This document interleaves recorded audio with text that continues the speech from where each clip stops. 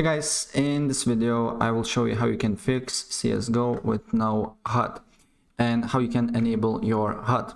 Right, so first of all, what you need to do here, you need to open your settings, make sure that on game enable developer console is on yes, and if we go on keyboard and mouse, make sure that you know the button that you need to press to open console. For me 0, you can set up to whatever you like, and then you just need on console write CL underscore draw a HUD, and 0 will hide HUD.